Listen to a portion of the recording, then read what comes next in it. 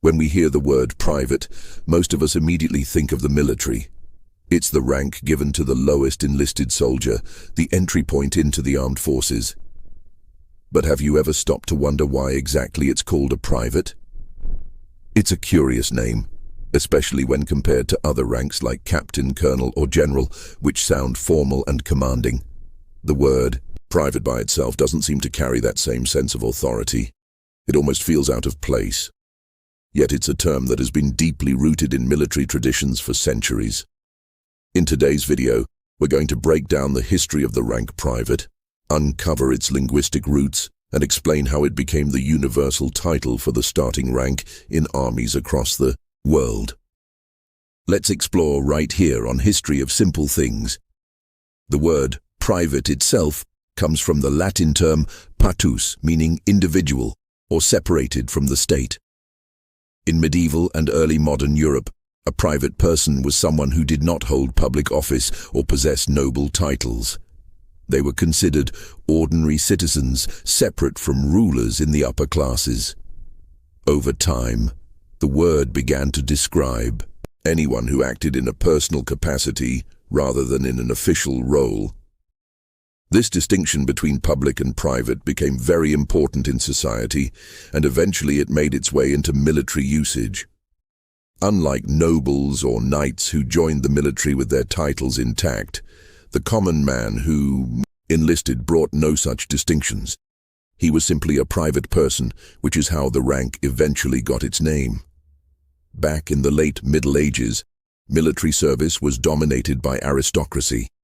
Nobles, knights, and men of higher social standing were usually the ones who became officers or cavalry. Ordinary citizens who joined armies didn't come with titles or wealth. They were considered private individuals. Armies needed a way to distinguish between the titled elite and the untitled common soldier. By calling them privates, military leaders highlighted their status as individuals without any special rank, privilege, or title. In other words, it wasn't that they were private in the sense of secrecy. It was that they were private in the sense of being ordinary, separated from positions of authority. The word became more formalized as standing armies developed in Europe.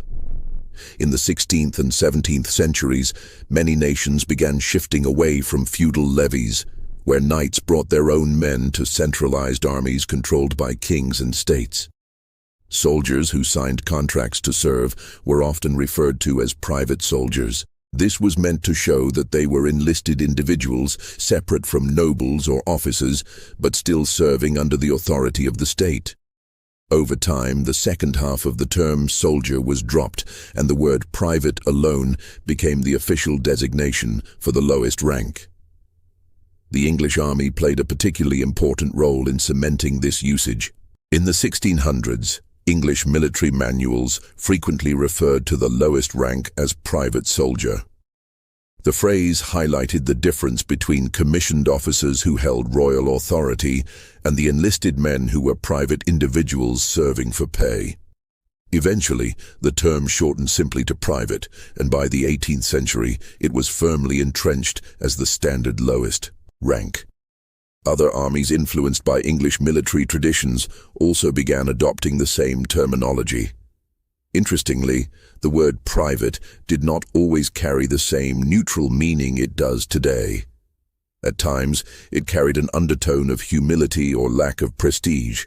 For example, to call someone a private man in early English often implied they had no special power, no office, and no influence.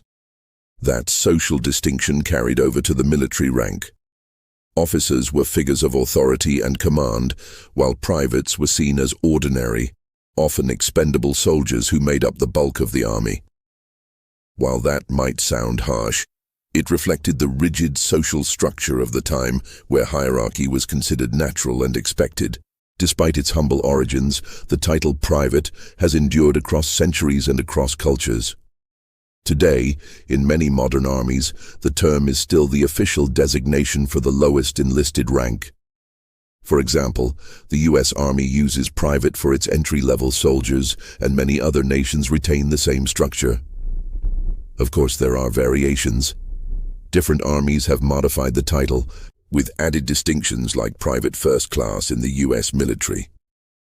In the British Army, regiments sometimes use other terms such as guardsman, rifleman, or trooper, but private remains the most widespread and widely understood.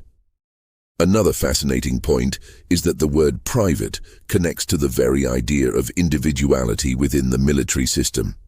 While soldiers are trained to act as part of a collective unit, the term private emphasizes that at the foundation, each soldier is still an individual who has chosen to enlist. In many ways, the word reflects the duality of military life. The private is both an ordinary citizen and the essential building block of the entire army. Without privates, there would be no military force because every general, every officer, and every commander started at the bottom of that ladder. Over time, the cultural perception of the word private has shifted. While it once highlighted an individual's lack of authority, today it's seen as a starting point, a place of honor where every soldier begins their journey. Some of the greatest military leaders in history, from George Washington's Continental Army recruits to modern-day decorated veterans, began as privates. The rank represents humility, discipline, and the willingness to serve. In that sense, the word private has gained a level of respect far beyond its original humble meaning. So to answer the question, why is a private rank called a private? The short answer is that it comes from the word's original meaning, a private individual, a person without title, office, or nobility. As armies professionalized and expanded, this term became the perfect way to describe the ordinary citizen soldier at the base of the hierarchy. What began as a simple way to distinguish commoners from nobles evolved into a formalized rank, one that has stood the test of time for hundreds of years. Today, the title private continues to carry historical weight, reminding us that even the most ordinary individual has a place in shaping history through military service. Thank you for watching. If you have suggestions for our next video, feel free to share them in the comments below. We'll be sure to give you an acknowledgement for your contribution. If you enjoyed this video, please check out our other bingeable channels. Thank you for joining us on this journey through the history of simple things. Don't forget to like, subscribe, and stay tuned for more stories woven through the smallest details.